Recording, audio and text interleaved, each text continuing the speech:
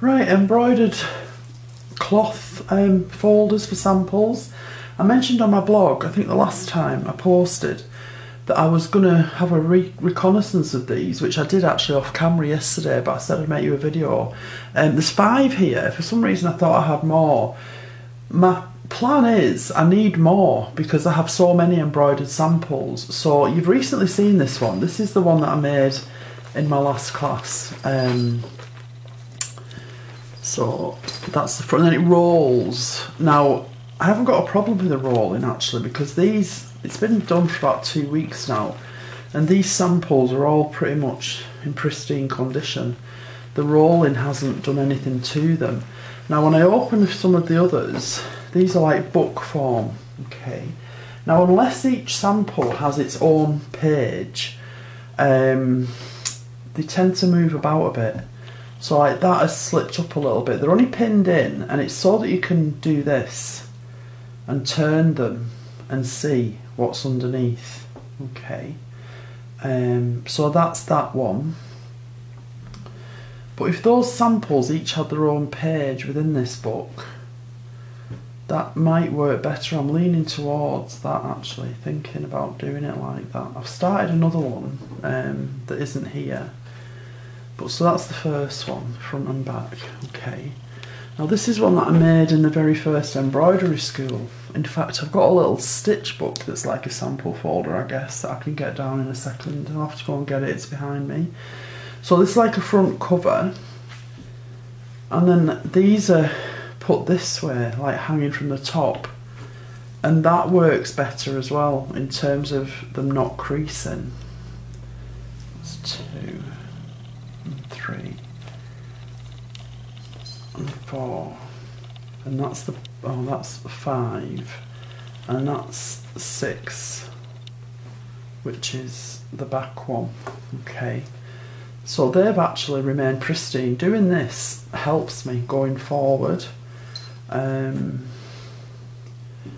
So, or make a page big enough to hold just 2 without them being layered.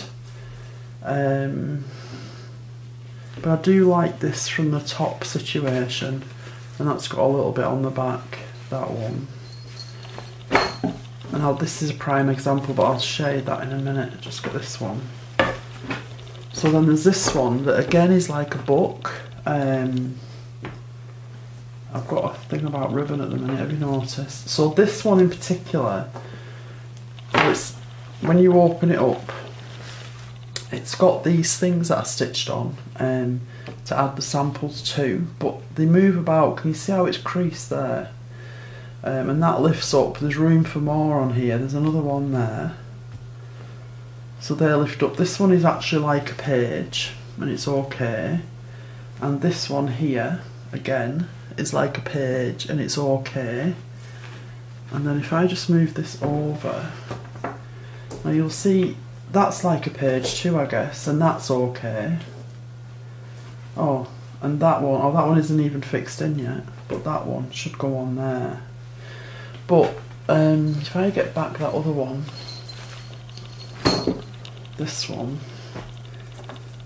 what I'm trying to illustrate to you is how if you just have them overlaid and overlapping, that they are more vulnerable to creasing and not sitting as well. So this downwards thing in an individual manner is what's appealing to me, and then from that I'm leaning towards they should all have their own page. So it would be a case of plain cloth at the back, stitch your sample on or tie your sample on, but then knowing what I'm like, pages would have to be embellished. It'd be a mammoth task. It doesn't bother me, but it would be a mammoth task. I like a mammoth task. So that's that one. And then I'll go back to that other one in a second. They're actually keeping quite well, aren't they? Yeah, it's just these front two. This one, which is a shame. I mean, I could damp stretch that, but then my pin marks are going to be visible. I definitely won't be ironing it. Maybe I just need to move it so it's not on that front bit getting folded over there.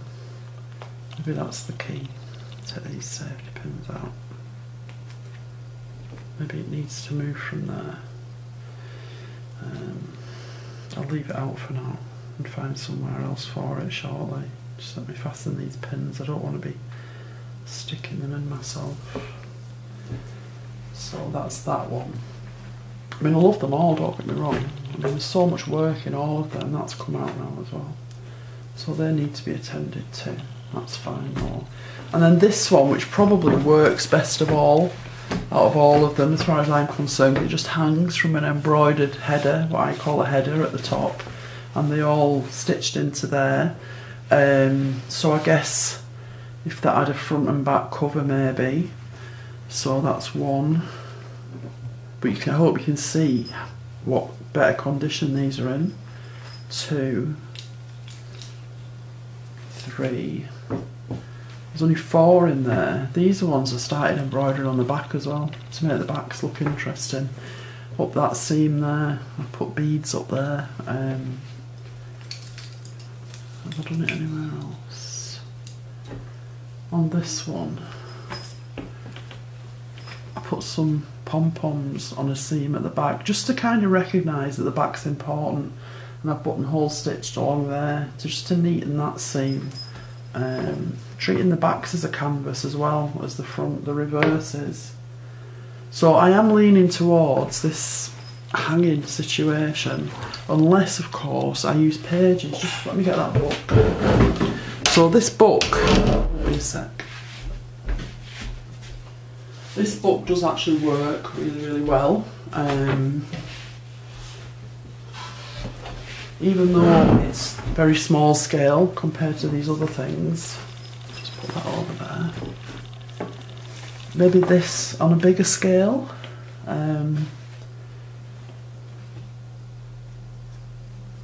So this is stitch. But yeah, I think this might work better for samples actually. They're tied on. I don't want my page to be the sample. I want the page to be separate from the sample, so the sample is applied to the page.